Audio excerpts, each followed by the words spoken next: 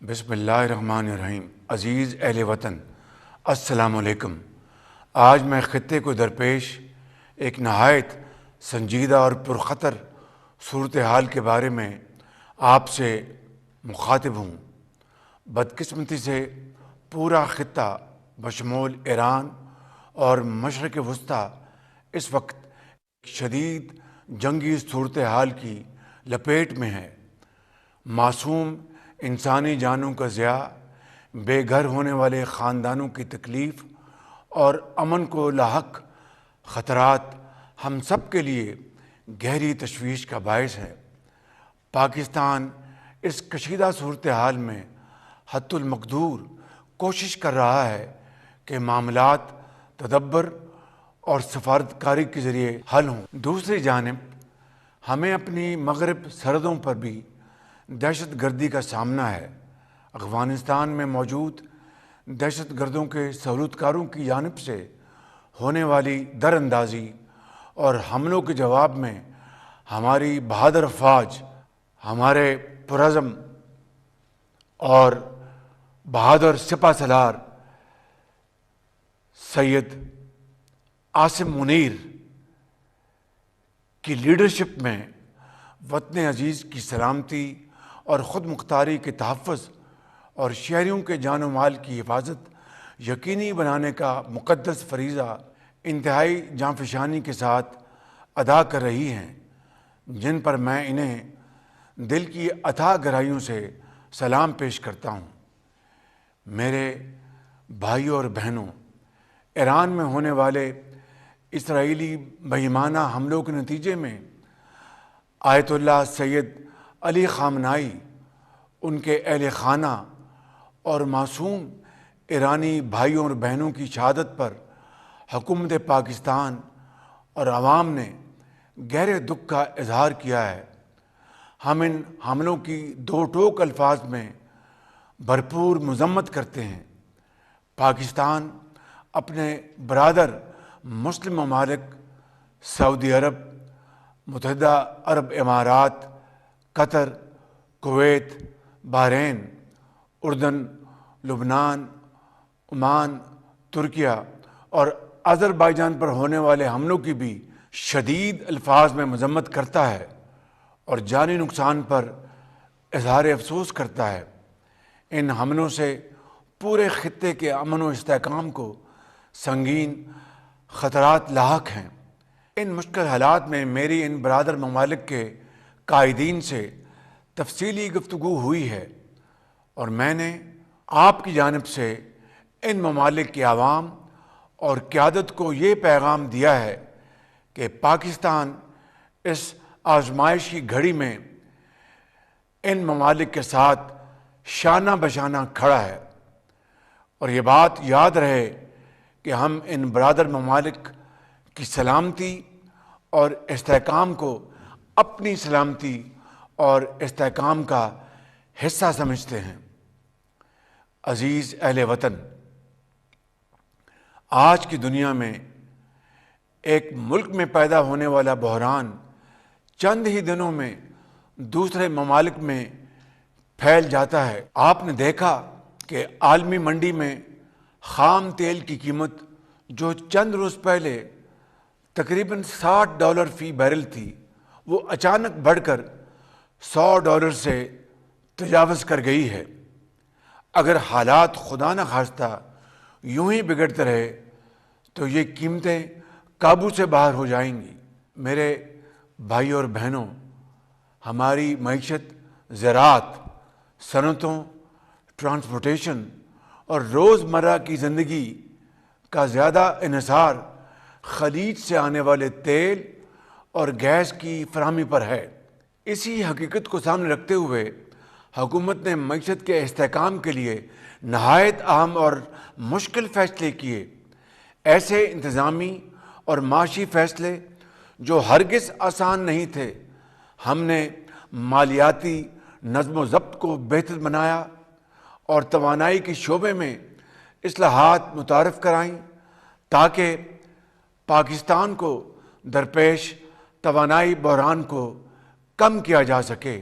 تاہم ہمیں یہ حقیقت بھی تسلیم کرنی ہوگی کہ عالمی منڈی میں تیل اور گیس کی قیمتوں کا تعین پاکستان کے اختیار میں نہیں ہے۔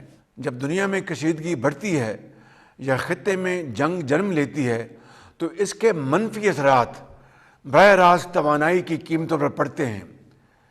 اسی طرح کے مشکل حالات آج ایک مرتبہ پھر عالمی سطح پر پیدا ہو چکے ہیں، جس کے اثرات ہم پر بھی مرتب ہو رہے ہیں۔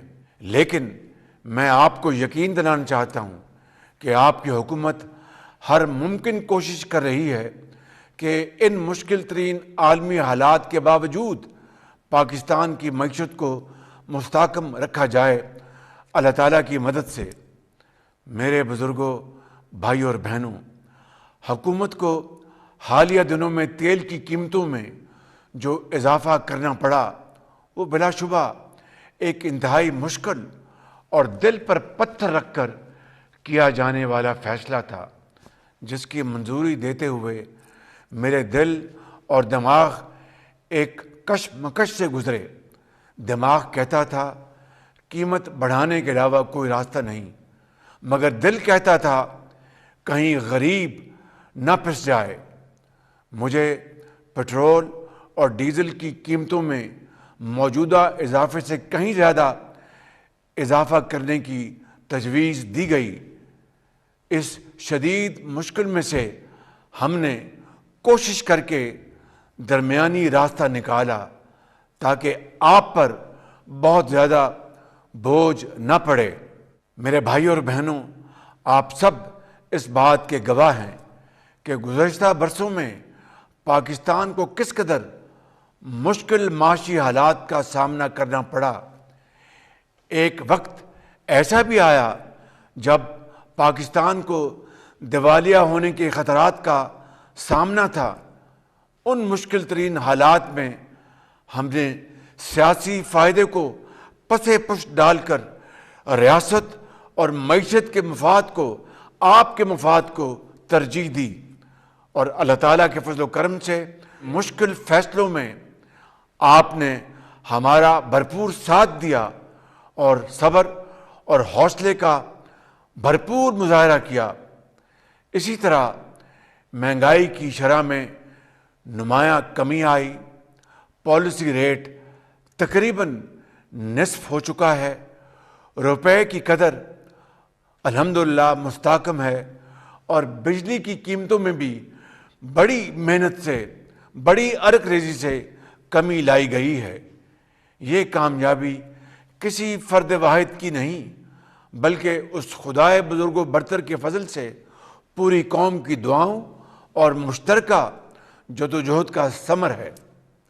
اس احساس ذمہ داری کے تحت میں آپ کو آج ایک مرتبہ پھر یقین دلاتا ہوں کہ ہم انشاءاللہ ہر ممکن کوشش کریں گے کہ آپ پر بوجھ کم سے کم ڈالا جائے۔ میں اس حقیقت سے بخوبی آگاہ ہوں کہ جب گھر کے بزرگوں کی دوائی کے لیے پیسے کم پڑ جائیں یا بچوں کی تعلیمی اخراجات کی فکر دل پر بوجھ بن جائے تو ایک باپ، ایک ماں اور بیٹے کے دل پر کیا گزرتی ہے۔ یہ وہ کرب ہے جو الفاظ میں بیان نہیں کیا جا سکتا۔ میرے بزرگوں، بھائیوں اور بہنوں، اگلے آنے والے چند دنوں میں تیل کی قیمتیں پھر بڑھیں گی اور ان میں اضافہ ناگزیر ہوگا، مگر میری یہ بھرپور کوشش ہوگی کہ تیل کی قیمتوں میں آئندہ اضافے کا بوجھ آپ پر نہ پڑے۔ اس مقصد کے لیے دن رات مشاورت اور کاوشیں جاری ہیں، اور اللہ تعالیٰ کو اگر منظور ہوا تو میں انشاءاللہ آپ کو مایوس نہیں کروں گا۔ میرے بزرگوں، بھائیوں اور بہنوں، اب میں پاکستان کے اشرافیہ اور صاحب ثروت حضرات سے خصوصی طور پر مخاطب ہونا چاہتا ہوں۔ آپ جانتے ہیں کہ جب بھی قوموں پر کڑا وقت آتا ہے تو اس قوم کے صاحب حیثیت افراد جن کے دلوں میں خوف خدا ہوتا ہے وہ سب سے پہلے آگے بڑھ کر دکھی انسانیت کا ہاتھ تھام لیتے ہیں، اور ہماری تاریخ اس بات کی گواہ ہے کہ ہمارے غریب محنت کش مزدور اور وہ تمام لوگ جو دن رات پسینہ بہا کر رزق حلال کماتے ہیں، انہوں نے ہمیشہ وطن کے لیے آگے بڑھ کر قربانیاں دی ہیں، مگر آج وقت آ چکا ہے کہ اشرافیہ آگے بڑھے، صاحب حیثیت لوگ آگے بڑھیں اور وہ کردار ادا کریں جو ایک ذمہ دار معاشرے کے صاحب حیثیت طبقے کو دل میں خوف خدا رکھتے ہوئے کرنا چاہیے۔ اس تناظر میں آج اجلاس منعقد ہوا جس میں وفاقی اور صوبائی حکومتوں کی جانب سے بچت، عوامی ریلیف، کفایت شعاری اور حکومتی معاملات میں سادگی اختیار کرنے کے لیے متفقہ طور پر بہت اہم فیصلے کیے گئے، جن کی تفصیل یوں ہے۔ نمبر 1، آئندہ 2 ماہ کے لیے سرکاری محکموں کی گاڑیوں کو ملنے والے تیل میں 50% فی الفور کٹوتی کی جا رہی ہے، مگر اس میں ایمبولینسز اور عوامی استعمال والی بسیں شامل نہیں ہیں۔ 2، آئندہ 2 ماہ کے لیے تمام سرکاری محکموں کی 60% گاڑیوں کو بند کیا جا رہا ہے تاکہ تیل کی بچت ہو۔ نمبر 3، آئندہ 2 ماہ کے لیے کابینہ کے ارکان، وزراء، مشیران اور معاونین خصوصی تنخواہ نہیں لیں گے۔ نمبر 4، ارکان پارلیمنٹ کی تنخواہوں میں سے 25% کٹوتی کی جا رہی ہے۔ نمبر 5، 20 گریڈ اور اس سے اوپر کے ایسے افسران جن کی تنخواہ 3 لاکھ سے زائد ہے، ان کی 2 دن کی تنخواہ کی کٹوتی کر کے عوامی ریلیف کے لیے، یعنی آپ کی ریلیف کے لیے استعمال کی جائے گی۔ نمبر 6، تمام سرکاری محکموں کے تنخواہوں کے علاوہ کیے جانے والے اخراجات میں 20% کمی کی جا رہی ہے۔ نمبر 7، سرکاری محکموں میں گاڑیوں، فرنیچر، ایئر کنڈیشنرز اور دیگر اشیاء کی خریداری پر مکمل پابندی عائد کر دی گئی ہے۔ نمبر 8، وفاقی و صوبائی وزراء، مشیران اور معاونین خصوصی اور سرکاری افسران کے بیرون ملک دوروں پر بھی مکمل پابندی عائد کر دی گئی ہے، سوائے ان دوروں کے جو ملکی مفاد کے لیے انتہائی ناگزیر ہیں، اور یہ پابندی وزیر اعظم، وزراء اعلیٰ اور گورنرز پر بھی عائد ہوگی۔ نمبر 9، ٹیلی کانفرنسنگ اور آن لائن میٹنگز کو ترجیح دی جائے گی تاکہ ایندھن کی زیادہ سے زیادہ بچت ممکن ہو سکے۔ نمبر 10، سرکاری عشائیوں اور افطار پارٹیز پر بھی مکمل پابندی عائد کر دی گئی ہے۔ نمبر 11، سرکاری اخراجات میں کمی کے لیے سیمینارز اور کانفرنسز ہوٹلوں کی بجائے سرکاری جگہوں پر منعقد کیے جائیں گے۔ نمبر 12، ملک میں ایندھن اور توانائی کی بچت کے لیے سرکاری اور نجی شعبوں کے حوالے سے بھی اہم فیصلے کیے گئے ہیں۔ سرکاری اور نجی شعبے میں انتہائی ضروری سروسز کو چھوڑ کر، یعنی اسینشل سروسز کو چھوڑ کر، باقی تمام جگہوں پر 50% سٹاف گھر سے کام کرے گا، یعنی ورک فرام ہوم۔ نمبر 14، ہفتے میں صرف 4 دن دفاتر کھلیں گے۔ تیل کی بچت کے لیے ہفتے میں 1 اضافی چھٹی دی جا رہی ہے، مگر اس کا اطلاق بینکوں پر نہیں ہوگا۔ مزید صنعت، زراعت کے شعبوں پر بھی ورک فرام ہوم، یعنی گھر سے کام کرنا اور ہفتے کی 1 اضافی چھٹی والے فیصلوں کا اطلاق نہیں ہوگا۔ مزید فوری طور پر تمام اسکولوں کو رواں ہفتے کے آخر سے 2 ہفتوں کی چھٹیاں دی جا رہی ہیں، اور ہائر ایجوکیشن کے تمام اداروں میں فوری طور پر آن لائن کلاسوں کا آغاز کیا جا رہا ہے۔ یہاں پر میں مفاد پرست عناصر، ذخیرہ اندوزوں اور پٹرول اور ڈیزل کے ناجائز منافع خوروں کو خبردار کرنا چاہتا ہوں کہ اس صورتحال سے